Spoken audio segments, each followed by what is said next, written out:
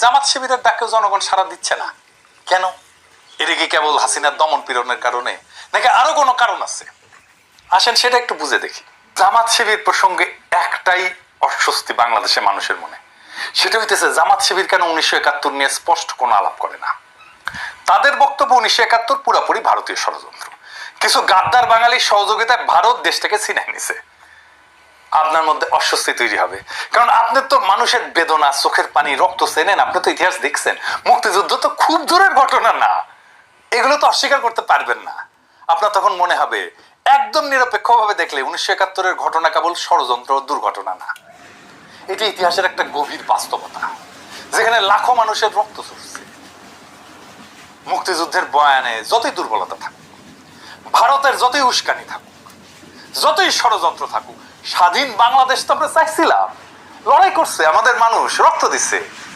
জামাত আর শিবির যেই বয়ানি আনুক না কেন, তারা যেই প্রশ্নের উত্তর দিতে পারবে না, এখনো পারেনি, সেটা হচ্ছে 25শে মার্চ তো একটা জেনোসাইড হয়েছিল, গণহত্যা হয়েছিল, তাই না? আপনারা তার প্রতিবাদ তো করেন নাই। রাজনীতিতে জেনোসাইড একটা decisive moment, very decisive moment. আপনাকে এই সময় ভিকটিমের পক্ষ নিতে হবে। ওই মোমেন্টে পক্ষ নিতে না পারাটা রাজনৈতিক ব্যর্থতা। এই যে এক্স শিবির ধারণা, এইটা হইতেছে শিবিরের সেই অংশ যারা শিবিরের হিস্ট্রিগ্রাফি, ইতিহাস বোধ, হিস্ট্রিসিজমকে ওন করে, আবার 1971-এর 25শে মার্চের রাইট ডিসিশন নিতে না পারাটাকেও ডিজওন করে। আপনি যখন এমন একটা নতুন ইতিহাস চিন্তায়, নতুন হিস্ট্রিগ্রাফিতে পদার্পণ করেন, যা একদিকে ভারতীয় আধিপত্যবাদকে প্রত্যাখ্যান করবে, অন্যদিকে 1971-এর বাস্তবতাকে অস্বীকার করবে না, তাইলে আগামীর বাংলাদেশে সেই রাজনীতি কিভাবে তৈরি হবে? বাংলাদেশের স্বাধীনতাকে পোস্ট কলোনিয়াল রাষ্ট্র হিসেবে দেখতে হবে, যেখানে ভারত বা পাকিস্তানের কোনো প্রভাব নাই, বরং এটা একটা স্বতন্ত্র জাতি রাষ্ট্র, যেখানে জনগণের স্বার্থই মুখ্য। জনগণই এই রিপাবলিকের মালিক, তারাই তার ইতিহাসবোধের কর্তা। আপনি তখন দেখবেন বাংলাদেশ ভারতের মতো একটা আগ্রাসনবাদী, সাম্রাজ্যবাদী, আধিপত্যবাদী রাষ্ট্র না, আবার পাকিস্তানের মতো একটা ধর্মভিত্তিক রাষ্ট্র না।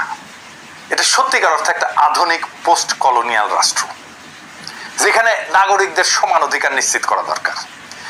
আপনার এই নতুন ইতিহাস ভাবনা আপনাকে ওই সাবেক এক্স শিবির বানায় দেবে, আর এইখান থেকেই শুরু হবে নতুন রাজনৈতিক আন্দোলন, যা ভারত বা পাকিস্তানের ছায়ারায় বাংলাদেশের জনগণের প্রকৃত মুক্তি নিশ্চিত করবে।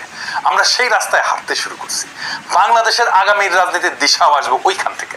আর আমি মনে করি যে এই সাবেক শিবির যারা জামাতের রাজনীতিতে যায় নাই, আবার শিবিরের ইতিহাসবোধ পাইছে, তারাই আগামী বাংলাদেশের ইন্টেলিজেন্সিয়া। বাংলাদেশের রাজনীতি এখন এক সন্ধিক্ষণে দাঁড়ায়, নতুন রাজনীতির জন্ম নিচ্ছে। আমরা যা যা দেখছি তা নতুন রাজনীতির প্রসব পেত না।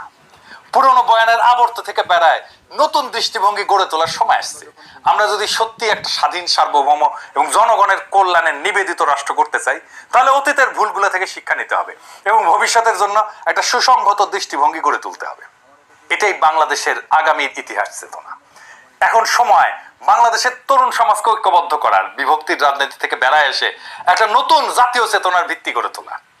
আমাদের লক্ষ্য উচিত একটা এমন বাংলাদেশ যেখানে ব্যক্তি স্বাধীনতা, গণতন্ত্র, ন্যায় বিচার, সার্বভৌমত্ব এবং মানব সত্তার মর্যাদা অক্ষুণ্ণ থাকবে।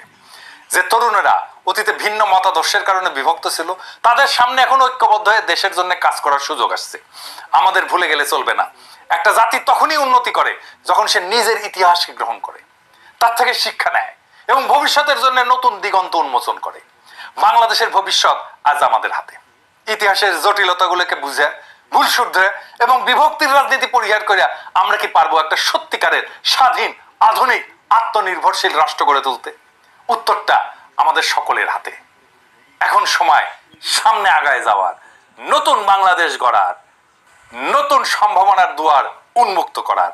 আসেন সেই কাজে আমরা হাত লাগাই, বিপ্লবের প্রেরণা থেকে শক্তি নিয়ে সামনে আগায় যাই। ইনকিলাব জিন্দাবাদ।